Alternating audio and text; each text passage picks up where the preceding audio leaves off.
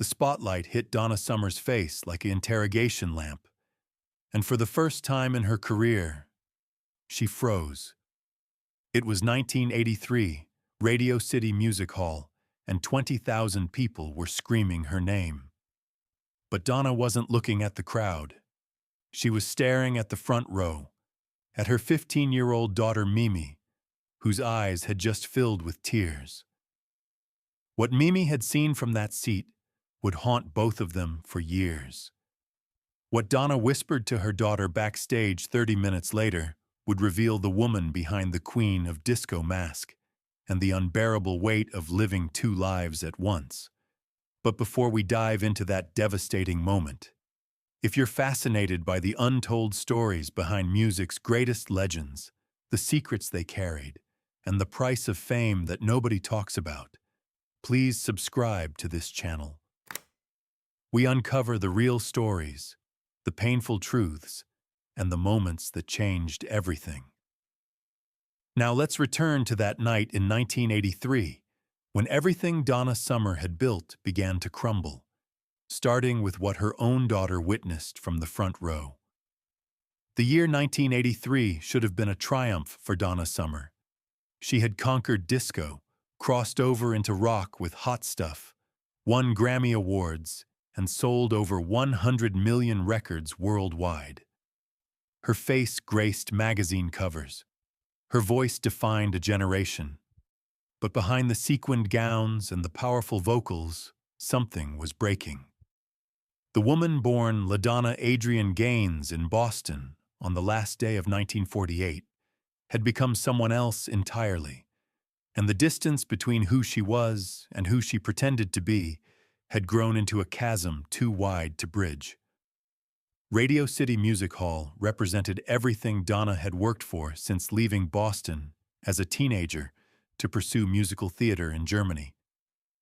The venue itself carried history, prestige, the kind of legitimacy that disco artists rarely received in an era when rock critics dismissed the genre as disposable, manufactured, soulless. This concert was supposed to cement her transition from disco queen to serious artist, a woman who could command any stage, sing any genre, transcend the labels that had both made and imprisoned her. Mimi Summer sat in the front row because her mother had insisted.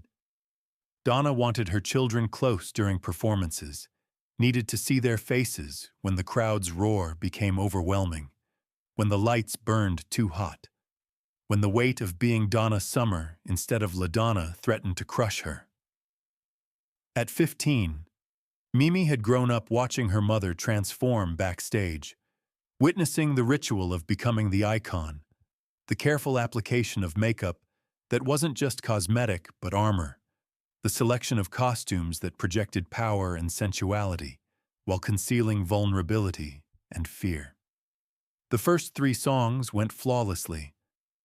Donna's voice soared through "She Works Hard for the Money," her recent hit that spoke to working women everywhere, a departure from the sexual persona of "Love to Love You Baby" that had made her famous 8 years earlier. The crowd sang along, swaying, their arms raised. The band was tight, the lighting dramatic, the energy electric. Mimi watched her mother command that stage with the same awe she'd felt as a little girl, before she understood the complexity, before she saw the cracks in the foundation. Then came Hot Stuff, the rock fusion anthem that had won Donna a Grammy and proved she could transcend disco. The guitar riff hit hard, the drums pounded, and Donna grabbed the microphone stand like she was wrestling it into submission. Her body moved with practiced precision, every gesture choreographed, yet appearing spontaneous, the illusion of abandon carefully controlled. She had performed this song hundreds of times, could sing it in her sleep, knew every beat, every pause, every moment to engage the crowd. But halfway through the second verse, something happened that Mimi had never seen before. Donna's voice cracked, not the intentional rasp she used for emotional effect, but a genuine break, a fracture that exposed the strain beneath the performance. She recovered quickly, professionally, but Mimi saw her mother's hand tremble on the microphone. She saw Donna's eyes close a beat too long, saw her chest rise and fall with breaths that seemed harder to catch. From 20 feet away, Mimi watched her mother's carefully constructed facade begin to crumble, and for the first time, she understood that the woman on stage was drowning. The song ended to thunderous applause. The audience noticed nothing wrong. They saw what they expected to see, what they needed to see. The invincible queen of disco delivering another flawless performance. But Mimi saw something else entirely. She saw her mother's shoulders sag for just a moment before straightening again. She saw Donna's smile flicker like a faulty light bulb. She saw the way her mother's gaze swept across the crowd, not with joy, but with something that looked terrifyingly close to desperation. What the audience didn't know, what Mimi was only beginning to understand, was that Donna Summer was in the middle of the worst crisis of her career. 3 months earlier, a rumor had started circulating through the gay community. The very fans who had made Donna Summer a star, who had packed Studio 54 to hear her records, who had adopted her as an icon of liberation and self-expression. The rumor claimed that Donna had said something unforgivable during a concert, something about AIDS being God's punishment, something about Adam and Steve instead of Adam and Eve. The rumor wasn't entirely accurate, but accuracy didn't matter. The damage was done, and it was spreading like wildfire through the community that had loved her most. The backstage area of Radio City Music Hall hummed with controlled chaos. Crew members rushed past carrying equipment, adjusting lights, preparing for the next set. Donna's dressing room door stood half open, and through it, Mimi could hear her mother's voice, strained and exhausted, speaking to her manager about the protests that had erupted outside the venue. Gay rights activists held signs reading Donna Summer, Taller's bigot, and Queen of Disco, Donna and Queen of Hate. Some had brought her albums to burn in trash cans, a symbolic execution of the woman who had once been their hero. Mimi stood frozen in the hallway, processing what she'd witnessed on stage and what she was now overhearing. Her mother's voice carried a desperation she'd never heard before. Donna was explaining, pleading, insisting that the rumors weren't true, that her words had been twisted, that she loved her gay fans, that she would never say such things. But the explanations sounded hollow even to Mimi's teenage ears. Not because they were lies, but because they revealed how little control Donna had over her own narrative. How quickly fame could turn to infamy. How fragile the relationship was between an artist and the audience who made them. A makeup artist emerged from the dressing room, her face tight with concern. She saw Mimi standing there and paused, clearly debating whether to say something. Finally, she leaned close and whispered words that Mimi would remember for the rest of her life. "Your mother needs you. She's falling apart in there." Then the makeup artist hurried away, leaving Mimi alone in that hallway, facing the door to her mother's dressing room and the impossible choice of whether to enter, whether to confront the reality she'd been avoiding, whether she was ready to see her mother not as the invincible icon, but as a human being who was breaking. The dressing room door opened fully, and Donna's manager stepped out. He looked at Mimi, and something in his expression softened. He nodded toward the open door, a silent permission, an acknowledgement that what was about to happen was beyond his ability to manage. Mimi took a breath and stepped inside. The transformation was shocking. The woman Mimi had watched command the stage 30 minutes earlier no longer existed. Donna Summer, the queen of disco, the powerhouse vocalist, the icon of strength and sensuality, sat hunched on a velvet sofa, still wearing the sequined gown from the performance. But the gown looked different now, heavy rather than glamorous, a costume that had lost its magic. Donna's makeup was smeared where tears had carved paths through the foundation. Her hands trembled as they clutched a tissue that had been twisted into a rope.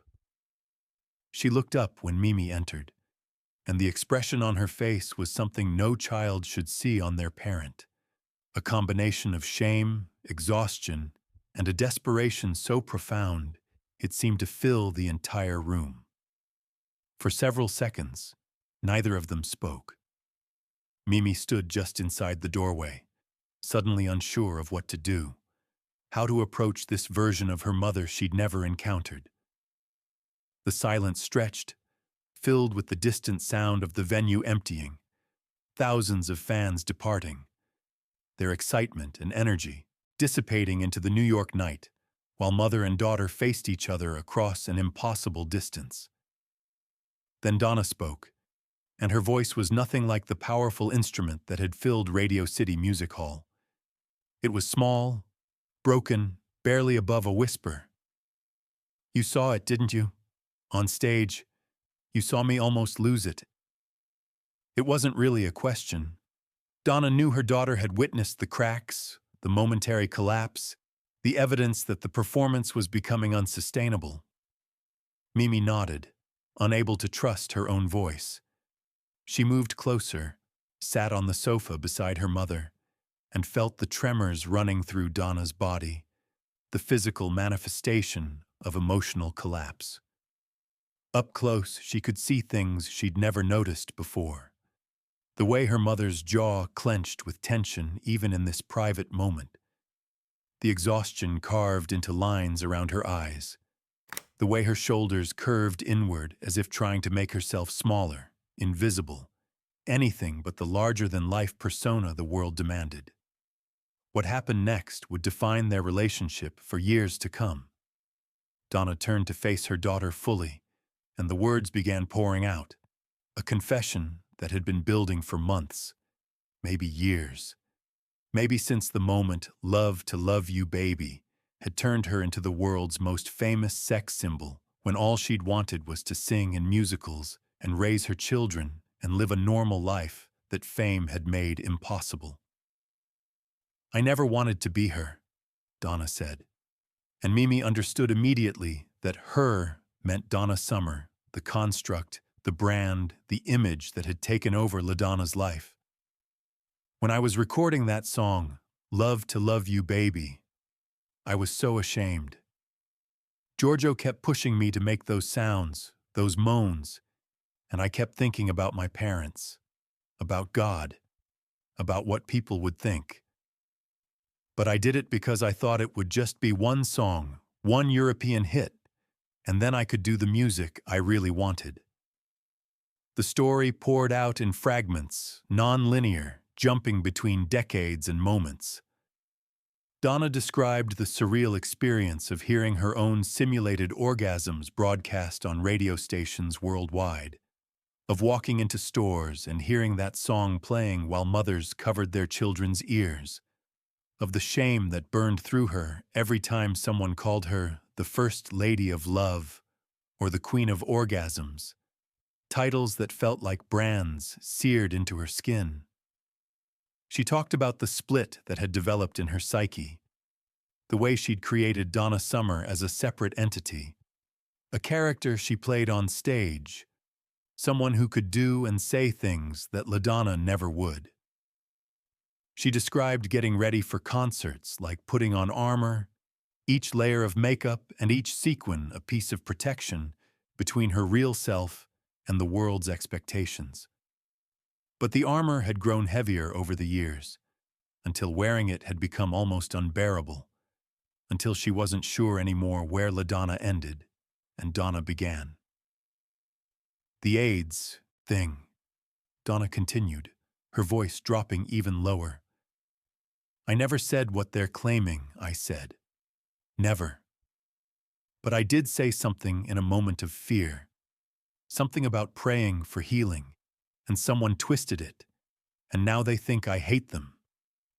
the gay community, the people who made me a star, who danced to my music, who understood what it meant to be different, to be judged. They think I betrayed them, and I don't know how to fix it. I don't know how to make them understand that I was just scared, that I'm watching people die, that I'm trying to reconcile my faith with everything I'm seeing, and I don't have the answers. Mimi listened as her mother described the letters arriving daily, filled with rage and heartbreak, from fans who felt betrayed, from men dying of AIDS who saw Donna's alleged comments as confirmation that God had abandoned them, that even their heroes viewed their suffering as deserved. Donna kept every letter, read each one, tormented herself with the pain she'd allegedly caused, even though she insisted the quotes attributed to her were fabrications or distortions. The conversation shifted to something even more painful. Donna described the impossible pressure of being a symbol rather than a person, of carrying the expectations of millions while trying to maintain some semblance of a private identity. She talked about the panic attacks before concerts, the way her heart would race and her vision would tunnel until she couldn't breathe, until the only way forward was to transform into Donna Summer, to let the persona take over because LaDonna was too terrified to walk on that stage. She described the loneliness of fame, the way authentic relationships became nearly impossible because everyone wanted something from her, wanted access to the icon rather than connection with the person. She talked about her marriages, the strained fame placed on intimacy, the way being Donna Summer in the bedroom felt like a betrayal of herself and her partner, but being LaDonna felt like disappointing the man who'd fallen in love with the fantasy. Mimi sat silently through it all, processing revelations that reconfigured her entire understanding of her mother. She'd grown up thinking Donna Summer was invincible, that the confidence and power on stage reflected the person at home. But now she understood that her mother had been performing constantly, that even at home, even with her children, some part of the armor remained in place because taking it off completely would mean confronting the damage it had caused, the ways it had deformed the person underneath. The most devastating moment came when Donna admitted something she'd never said aloud before.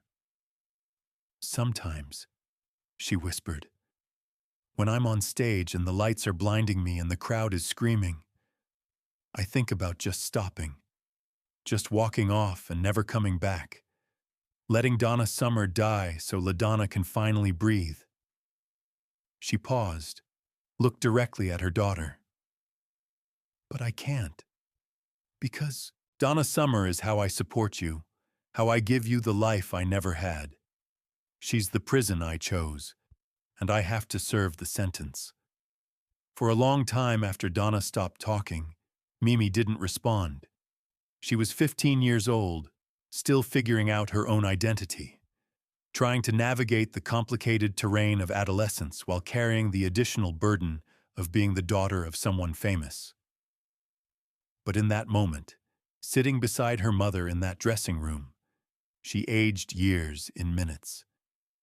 She saw clearly, perhaps for the first time, the impossible position her mother occupied, the way Donna Summer had become both the source of opportunity and the mechanism of destruction. When Mimi finally spoke, her words were simple but devastating in their honesty. "Mom," she said, "I saw you on that stage tonight, and I saw you dying. Not like you were pretending to die for dramatic effect, but like something inside you was actually dying. And I realized that I've been watching you die slowly for my whole life, and I didn't understand what I was seeing until tonight." Donna's face crumpled at those words, the last of her defenses collapsing. Mimi continued, her own voice breaking now.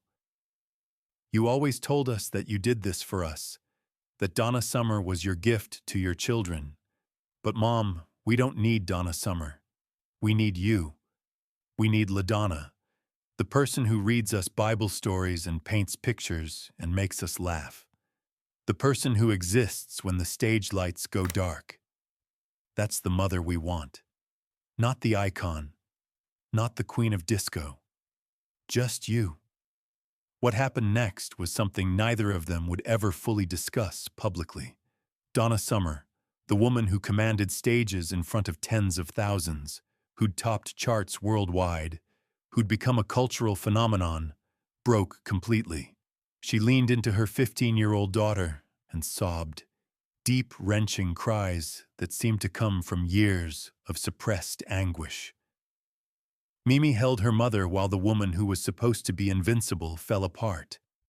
And in that falling apart, something shifted between them. The story of what happened in that dressing room eventually leaked, as stories from Radio City Music Hall always do. Crew members who'd heard parts of the conversation, who'd seen Mimi emerge with tears on her face and Donna's arm around her daughter's shoulders, began talking. The narrative that spread through the music industry was incomplete and somewhat distorted, as these stories always are, but the core of it was accurate. Donna Summer had reached a breaking point, and her daughter had witnessed it. In the weeks and months that followed, something changed in Donna's approach to her career. She didn't walk away entirely, as she'd fantasized about in that dressing room. The financial realities and contractual obligations made that impossible. But she began setting boundaries she'd never established before. She reduced her touring schedule, turned down interviews that focused solely on her sex, symbol image, started insisting on more control over her narrative. The relationship with the gay community remained fractured for years. Despite Donna's repeated denials of the Adam and Steve comments, despite her attempts to clarify and apologize for any genuine misunderstandings, the damage proved difficult to repair. Many gay fans felt betrayed beyond redemption, while others were willing to forgive, recognizing the complexity of the situation and Donna's genuine distress over the controversy. For Mimi, that night marked a fundamental shift in how she understood her mother and the nature of fame itself. She saw firsthand how the entertainment industry could consume a person, how the demand for an artist to maintain a consistent public persona could crush the human being underneath. She witnessed the impossible standards placed on women in particular, the way Donna was simultaneously celebrated and condemned for her sexuality, praised for her strength, while being given no space to show vulnerability. Years later, when Donna Summer transitioned away from the relentless touring schedule of her peak years, she and Mimi would occasionally reference that night at Radio City Music Hall. It became a touchstone in their relationship, a moment of profound honesty that had cracked open something previously sealed. Donna would tell Mimi that the conversation in that dressing room had saved her in ways she couldn't fully articulate. That hearing her daughter say, "We need you, not the icon," had given her permission to begin the slow process of reclaiming LaDonna from the construction of Donna Summer. The process wasn't linear or simple. Donna continued performing, continued being Donna Summer in public contexts, but with a different energy. Those who worked with her in her later years noted a change, a sense that she was more grounded, less willing to sacrifice everything for the performance. She spoke more openly about her faith, about the contradictions she'd navigated, about the price of fame and the importance of maintaining some core of self that remained untouched by public opinion. The AIDS crisis continued to devastate the gay community throughout the 80s and into the 90s, and Donna's alleged comments remained a painful point of contention. But as more context emerged, as more people spoke about the complexity of that era, about the fear and confusion that gripped everyone as the epidemic spread, a more nuanced understanding developed. Some recognized that Donna's alleged remarks, whatever their exact content, came from a place of fear rather than hatred. from a woman trying to reconcile her religious beliefs with a tragedy she couldn't comprehend. When Donna Summer died on May 17, 2012, from lung cancer likely caused by toxic dust she'd inhaled after September 11th, Mimi was at her bedside. In those final days, mother and daughter had many conversations, some about the music, some about regrets, many about that night at Radio City Music Hall in 1983, when everything had cracked open. Donna told Mimi that she'd lived two lives, and both had been real in their own way. Donna Summer, the queen of disco, had been a creation born of ambition, necessity, and the demands of an industry that commodified sexuality while punishing women for being sexual.